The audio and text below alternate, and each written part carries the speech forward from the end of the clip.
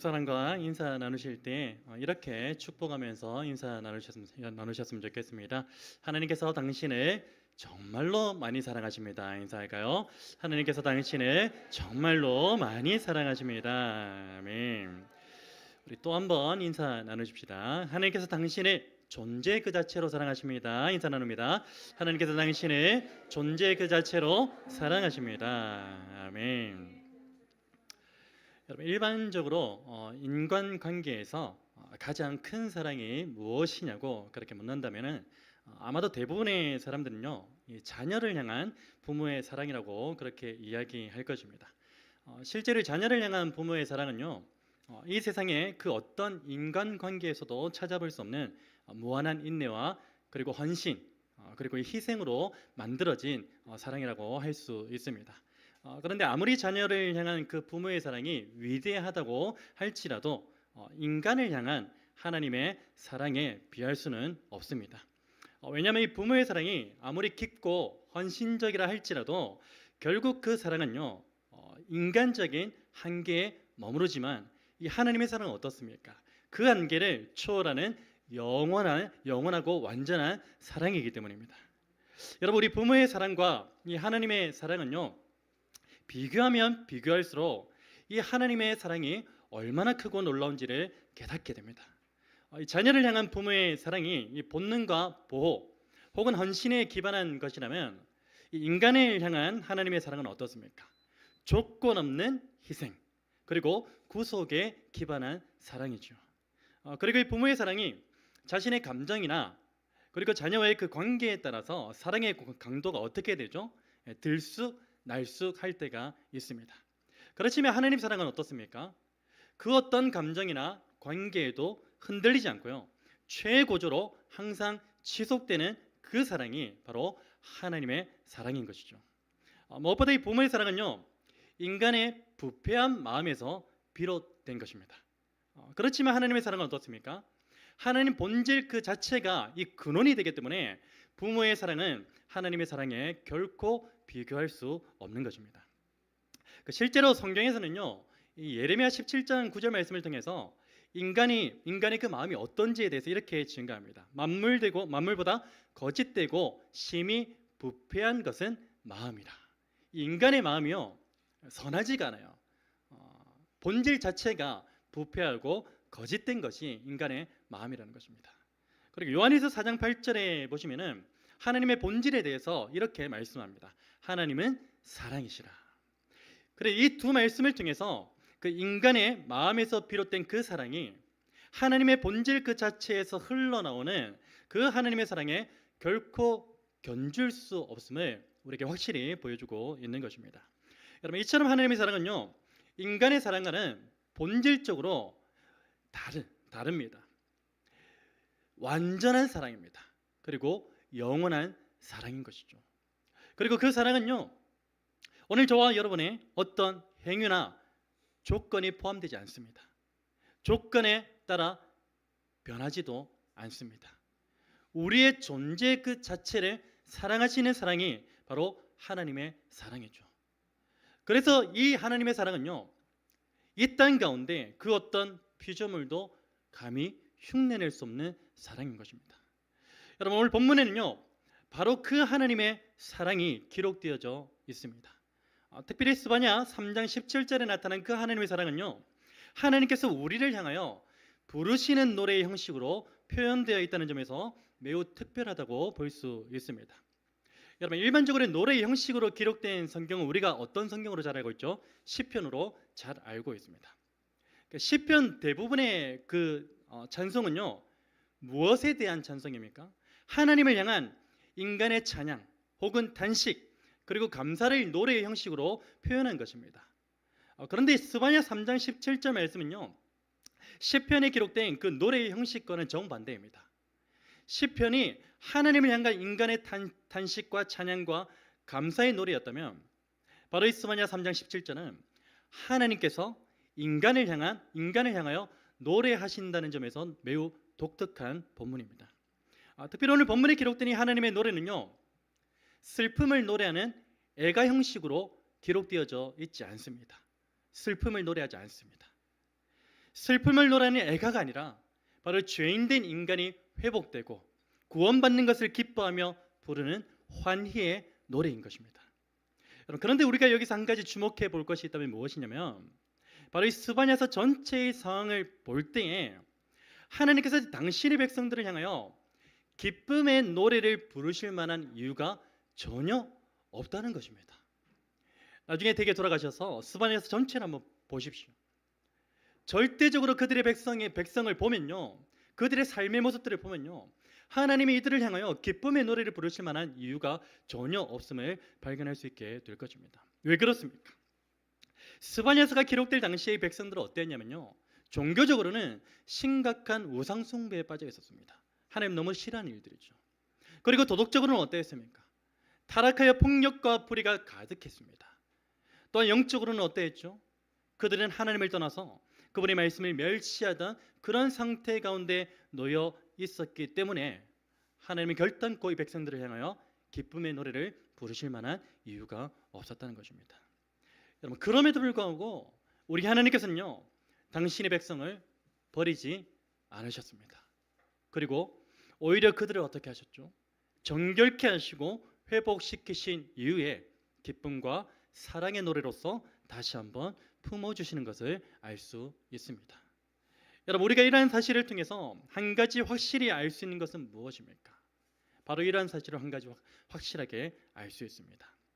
하나님께서는요, 인간의 죄로 얼룩진 그 모습을 보시고 사랑하시는 것이 아니라 당신께서 이미 계획해 놓으신 인간의 회복된 모습을 바라보시며 사랑하신다는 그 사실을 우리는 알 수 있게 되는 것입니다. 다시 말해서 뼛속까지 죄로 물들어 있는 오늘 저와 여러분은요, 하나님께로부터 그 어떤 사랑을 받을 만한 자격지 없습니다. 조건도 갖추고 있지 않습니다. 그렇지만 하나님께서는 어떻게 하십니까? 지금도 우리 안에서 살아 역사하시는 그 예수 그리스도를 통하여 회복된 우리의 모습을 보시며 기쁨으로 사랑하신다는 것입니다. 여러분, 그래서 오늘 본문에 기록된 이 하나님의 노래는요, 당시 상황에서 보면 현재적인 메시지라기보다는 미래적 메시지에 더 가깝다고 볼 수 있는 것입니다. 실제로 스바냐 3장 17절 말씀은요, 하나님께서 이 죄인들을 구원하시기 위해서 성육신하신 예수 그리스도를 통하여 완전히 성취됩니다. 그래서 미래적 말씀이래요. 여러분, 이러한 사실은요, 오늘 본문 안에 고스란히 담겨져 있는데, 바라기는 오늘 저와 여러분 모두가 이 본문을 통해서 예수 그리스도로 인하여 우리가 이미 누리고 있는 그 하나님의 노래, 그리고 앞으로 누리게 될 그 하나님의 노래를 우리의 심령 가운데 깊이 새기면서 오늘 저와 여러분의 삶 속에서 그 노래 안에 담겨져 있는 우리를 향한 하나님의 기쁨과 사랑을 온전히 경험하게 되는 은혜가 있기를 주님의 이름으로 축복합니다. 여러분, 먼저 우리를 향한 하나님의 노래 가운데 첫 번째 메시지는 무엇입니까? 바로 하나님께서 우리 가운데 거하시겠다는 것입니다. 이렇게 노래하세요. 내가 네 안에 거하겠다. 여러분, 거룩하신 하나님께서 죄인인 우리 안에 거하시겠다는 것은요, 엄청 놀라운 일임에 틀림이 없습니다. 왜 그렇습니까? 죄인인 우리는 결단코 거룩하신 하나님과 연합될 수가 없는 존재이기 때문입니다. 여러분, 그런데 지금 하나님께서 우리에게 무엇이라 말씀하십니까? 내가 너와 연합하겠다. 그렇게 말씀하고 계십니다. 여러분, 그런데요, 죄인인 우리가 어떻게 거룩하신 그 하나님과 연합을 이룰 수 있을까요? 누구를 통해서입니까? 바로 예수 그리스도를 통해서입니다. 고린도서 5장 21절 말씀입니다. 하나님이 죄를 알지도 못하신 이를 우리를 대신하여 죄로 삼으신 것은 우리로 하여금 그 안에서 하나님의 의가 되게 하려 하심이라. 아멘. 다시 한번 읽어드릴게요. 하나님이 죄를 알지도 못하신 이를 누굽니까? 예수 그리스도죠. 예수 그리스도를 우리를 대신하여 죄로 삼으셨대요. 죄로 삼으신 이유는 뭐라고요? 우리로 하여금 그 안에서 하나님의 의가 되게 하기 위해서랍니다. 여러분, 무슨 말입니까?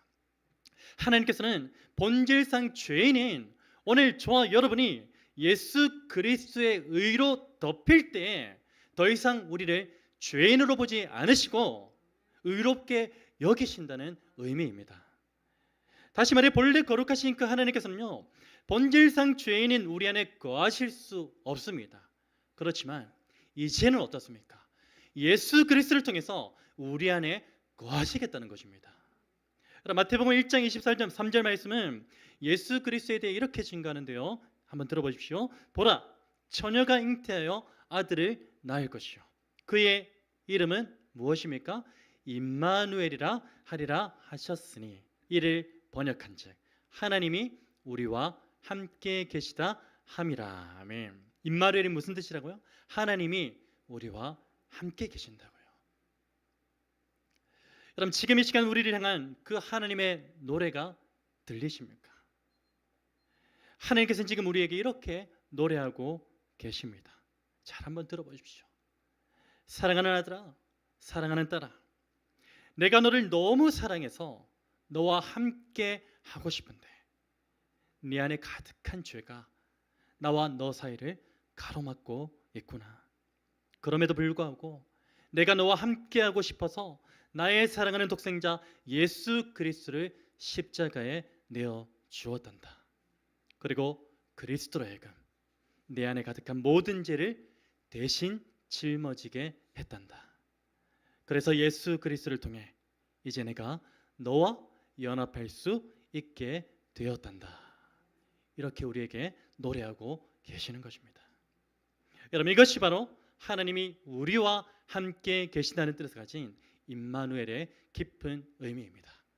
그리고 이것이 바로 우리를 향한 하나님의 노래 가운데 첫 번째 메시지임을 반드시 기억하시길 바랍니다. 여러분, 우리를 향한 하나님의 노래 가운데 두 번째 메시지는 무엇입니까? 바로 하나님께서는 우리에게 무엇을 베푸시는, 구원을 베푸시는 전능자이시다는 것입니다. 여러분, 여기서 구원을 베푸시는 전능자는요, 이 직역하게 되면은 구원하는 용사를 뜻합니다. 구원하는 용사.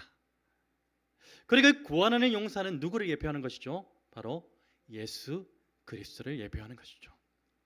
누가복음 1장 68절에서 71절의 말씀을 보면요, 세례 요한의 아버지 이 사가랴의 창가 가운데 이런 내용이 담겨져 있습니다. 잘 한번 들어보십시오. 찬송하리로다 주 이스라엘의 하나님이여, 그 백성을 돌보사 속량하시며 우리를 위하여 구원의 뿔을, 여기서 말하는 구원의 뿔이 구원의 용사인 것입니다. 구원의 용사를 그 종 다윗의 집에 일으켜주셨으니, 이것은 주께서 예로부터 거룩한 선지자의 입으로 말씀하신 바와 같이 우리 원수에게서와 우리를 미워하는 모든 자의 손에서 구원하시는 일이라. 아멘.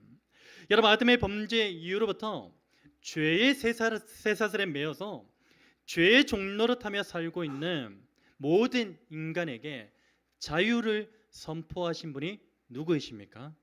바로 모든 죄를 다스리시는 구원의 용사 예수 그리스도이십니다. 여러분, 또한 죄로 말미암아 사망 선고를 받은 채 시한부 인생을 살아가는 모든 사람에게 새 생명을 주시고 오늘도 영적으로 솟아있게 하시는 분은 누구이십니까? 바로 사망 권세를 깨뜨리신 구원의 용사 예수 그리스도인 줄 믿습니다. 여러분, 우리를 향한 하나님의 노래 가운데 두 번째 메시지가 들리십니까? 저는 꼭 하나님이 두 번째 메시지를 이렇게 노래하시는 것 같아요. 사랑하는 자들아, 오늘도 나는 너희의 구원을 위해 친히 용사가 되어 너희를 대신하여 싸우고 있단다. 이제 너희는 내가 이미 이룬 그 승리를 가만히 바라보면서 이 세상을 향하여 그 승리를 담대히 선포하며 살아가려는 그 노래로 들려지는 것입니다. 여러분, 그 메시지가 들리십니까? 출애굽기 14장 14절 말씀을 통해서 우리 주님이 이렇게 말씀하시죠. 여호와께서 너희를 위하여 싸우시리니 너희는 가만히 있을지니라. 아멘. 여러분, 어느 찬양의 가사처럼 이 영적 전쟁은요, 우리에게 속한 것입니까? 그렇지 않습니다. 영적 전쟁은요, 우리에게 속한 것이 아니라 하나님께 속한 것이라는 그 사실을 우리는 결코 잊어서는 안 됩니다.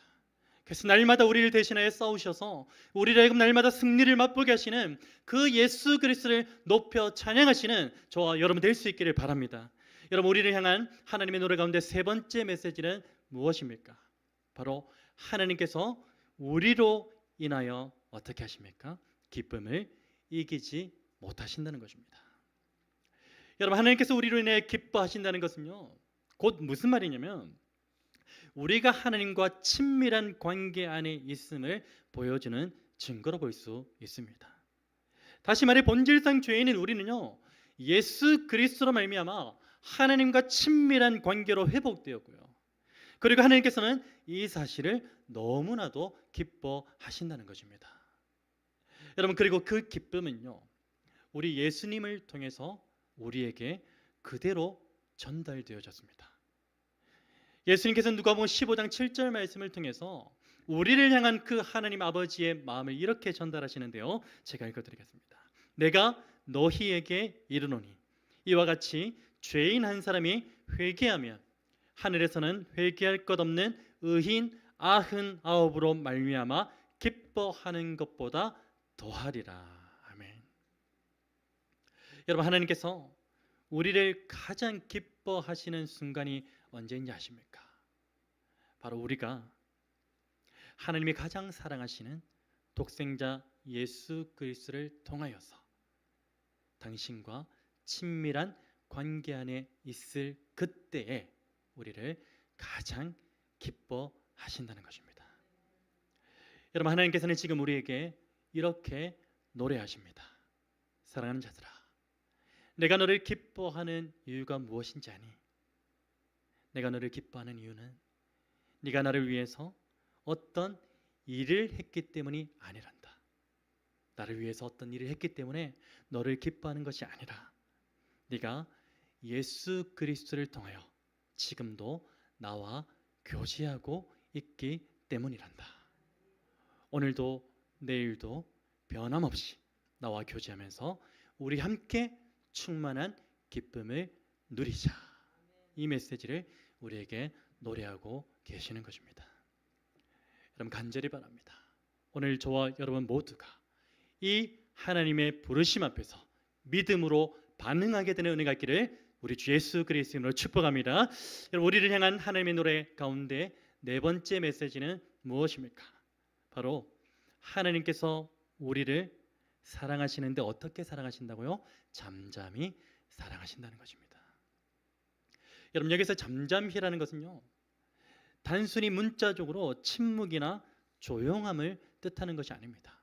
물론 이 잠잠이라는 단어에는 침묵이나 혹은 조용함 그런 뜻이 내포되어져 있습니다. 여러분, 그러나 이 잠잠이라는 말은요, 단순하게 침묵이 아니에요. 단순히 조용함을 뜻하는 것이 아니에요. 바로 우리를 향한 하나님의 깊은 마음과 변함없는 사랑을 나타내는 그런 의미를 담고 있는 것입니다. 그래서 이 잠잠히 사랑하신다는 말의 의미가요, 무엇을 말하는 것인지 정확하게 알 수는 없습니다. 여러분, 그런데 십자가 앞에서 잠잠하셨던 예수 그리스도 다 기억하시죠? 십자가 앞에서 잠잠하셨던 그 예수 그리스도를 보면요, 그 의미를 어느 정도 짐작할 수 있게 됩니다. 여러분, 우리는 알다시피 아무런 죄가 없으신 그 예수님께서는요, 십자가 앞에서 어떻게 하셨습니까? 무슨 변명을 하셨나요? 내가 죄인이 아니다, 내가 그런 의도로 한 것이 아니다, 뭐 그런 변명을 하셨나요? 변명을 하지 않으셨어요. 어떻게 하셨습니까? 잠잠하셨습니다. 잠잠히 십자가의 길을 걸어가셨습니다. 이러한 사실에 대해서 이사야 53장 7절 말씀이 이렇게 증가하고 있습니다. 그가 곤욕을 당하여, 예수 그리스도죠, 그가 곤욕을 당하여 괴로울 때에도 그의 입을 열지 아니하였으며 마치 도수장으로 끌려가는 어린 양과 덜 깎는 자 앞에서 잠잠한 양같이 그의 입을 열지 아니하였도다. 여러분, 우리 예수님께서 십자가 앞에서 아무런 변명을 하지 않으시고 잠잠하셨던 그 이유는 무엇입니까? 바로 오늘 저와 여러분을 향한 변함없는 그 사랑이 모든 변명의 여지를 압도했기 때문입니다. 다시 말해서 우리 예수님께서는요, 십자가 앞에서도 무엇을 보신 것이죠? 당신을 통하여 구원받게 될 그 사랑하는 이들만 바라보셨다는 겁니다.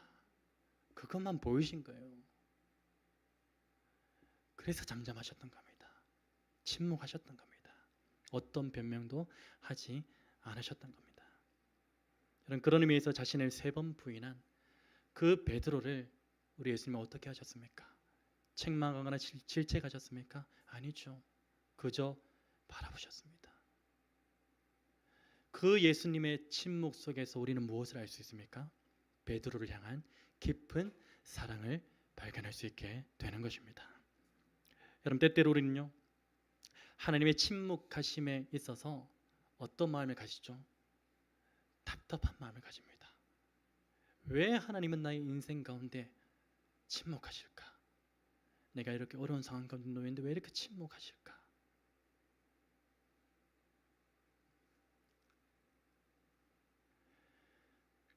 그리고 하나님께서 왜 이렇게 나의 기도에 응답하지 않으실까?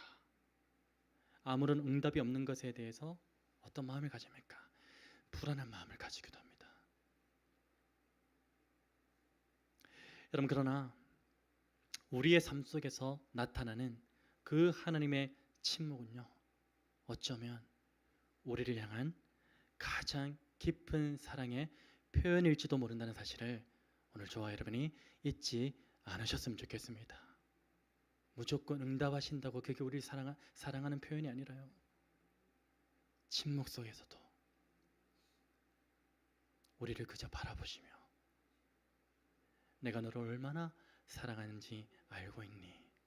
그 침묵 속에 그 하나님의 메시지가 담겨 있다는 사실을 잊지 않으셨으면 좋겠습니다. 간절히 바랍니다. 오늘 저와 여러분 모두가 하나님의 침묵 속에서도 그분의 깊은 사랑을 발견하게 되는 은혜가 있기를 주님의 이름으로 축복합니다. 여러분, 우리를 향한 하나님의 노래 가운데 마지막 5번째 메시지는 무엇입니까? 바로 하나님께서 우리로 말미암아 즐거이 부르며 기뻐하신다는 것입니다. 여러분, 사실 이 마지막 메시지는요, 앞의 내용과 일부 중복되는 부분이 있어서 이런 의문이 들 수 있습니다. 왜 굳이 이 부분이 반복되었을까? 앞에도 기뻐하신다는 말씀이 있는데 즐거이 기뻐함, 비슷한 말씀 아닌가? 비슷한 맥락의 말씀 아닌가? 근데 왜 이 부분을 반복하시면서 마지막에 우리로 말미암아 즐거이 부르며 기뻐하신다라고 하나님이 그렇게 노래하셨을까? 그런 의문이 들 수도 있습니다. 여러분, 그런데 성경에서 어떤 내용을 반복할 때는 어떤 의미입니까? 바로 그 말씀을 강조하거나 혹은 확증하기 위한 의도일 때가 있다는 사실을 우리는 잊지 말아야 됩니다. 그래서 하나님께서 마지막에 굳이 또 우리에게 내가 너로 말미암아 즐거이 부르며 너를 기뻐해, 이렇게 노래를 마치신 이유는요, 그 말씀을 강조하기 위해서요, 그 말씀을 확증하기 위해서입니다. 여러분, 오늘 본문의 마지막 메시지가 그런 메시지죠. 여러분, 우리도 그렇지 않습니까? 우리도 누군가에게 정말로 중요한 말을 전할 때는 어떻게 합니까? 한 번만 이야기합니까? 그렇지 않습니다. 2번, 3번 반복하면서 강조하고 확증하려고 하지 않습니까? 우리도 그렇습니다. 하나님께서도 마찬가지입니다. 하나님께서 우리를 향하여 내가 너를 너무 기뻐하고 사랑한다. 내가 너를 너무 기뻐하고 사랑한다니까. 내가 너를 정말로 기뻐하고 사랑해라고 그렇게 반복해서 말씀하시는 그 이유가 무엇입니까? 바로 그 사실을 강조하고 확증해 주시기 위함인 줄로 믿으시기를 축원합니다. 오늘 하나님께서는요, 당신이 우리를 얼마나 사랑하고 기뻐하시는지에 대해서 이렇게 확증하십니다. 지난주 말씀을 나눴죠. 로마서 5장 8절 말씀입니다. 우리가 아직 죄인 되었을 때에 그리스도께서 우리를 위하여 죽으심으로 하나님께서 우리에 대한 자기의 사랑을 어떻게 하셨다고요? 확증하셨느니라. 아멘. 끊임없이 우리를 향하여 사랑한다, 사랑한다, 너로 인해 기뻐한다 말씀하시고 강조하시면서 그 사랑을 확증해 주기를 원하시는 그 하나님의 마음을 오늘 저와 여러분이 헤아렸으면 좋겠습니다.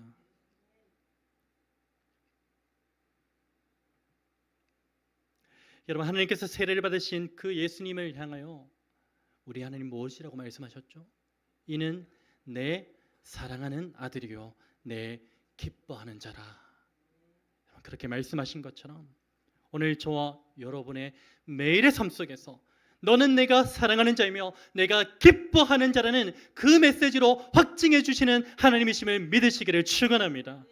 여러분, 지금까지 우리는 오늘 본문을 통해서 우리를 향한 그 하나님의 노래가 어떠한 메시지를 담고 있는지에 대해서 살펴보았습니다. 여러분, 그렇다면 이제 우리에게 한 가지 도전이 주어집니다. 그 도전은 무엇입니까?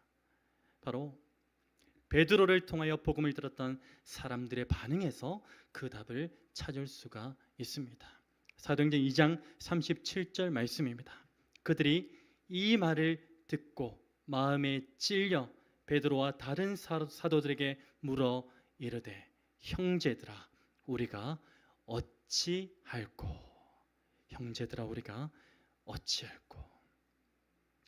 여러분, 오늘 우리를 향한 하나님의 노래를 들은 저와 여러분 역시도 그러면 우리가 어찌할 거라는 이 반응을 가져야 될 것입니다. 마지막으로 유튜브 쇼츠에 나온 실제 영상의 내용을 간략하게 소개하고 오늘 말씀을 마무리하고자 하는데요. 어떤 남편이 지인으로부터 이런 질문을 받습니다. 만약 당신이 시한부 선고를 받는다면 당신의 남은 그 인생을 어떻게 사용하겠습니까? 보통 이러한 질문의 일반적인 대답은 무엇이죠? 일반적으로는요, 회복을 위해서 치료를 잘 받겠다는 거예요. 더 나아가면은 내가 좀 버킷리스트를 작성해서 내가 평소에 하고 싶었던 것을 다 하면서 죽음을 맞이하겠다. 보통 이런 게 일반적인 대답 아닙니까? 그런데 이 남편의 대답은 조금 달랐습니다. 그 남편은 당신이 시한부 선고를 받으면 남은 시간을 어떻게 사용할 거냐? 그 물음 앞에 이렇게 대답합니다. 내가 만약 시한부 선고를 받는다면 나는 내가 가장 사랑하는 아내의 삶을 위해 나의 남은 모든 시간을 사용하면서 죽음을 준비하겠다. 여러분, 오늘 우리를 향한 하나님의 노래를 들은 저와 여러분의 반응 역시도 이와 같았으면 좋겠습니다. 간절히 바랍니다. 오늘 저와 여러분 모두가 매일의 삶 속에서 하나님의 사랑의 그 노래를 듣고 있음을 믿는다면 그 노래 앞에서 우리 사도 바울의 고백처럼 이제는 내가 살아도 주를 위하여 살고 죽어도 주를 위하여 죽겠습니다라는 그 믿음의 고백으로 오늘 저와 여러분의 남은 여생의 삶을 하나님께 올려드리는 복된 인생 되시기를 주님의 이름으로 축원합니다. 그래서 오늘 저와 여러분의 삶이 하나님의 기쁨으로 하나님의 사랑으로 충만한 그런 인생이 되셔서 이제는 그 사랑을 그 기쁨을 나로부터 흘려 보낼 수 있는 복된 교회, 복된 가정, 복된 우리 모두가 될 수 있도록 주 예수 그리스도로 축원합니다.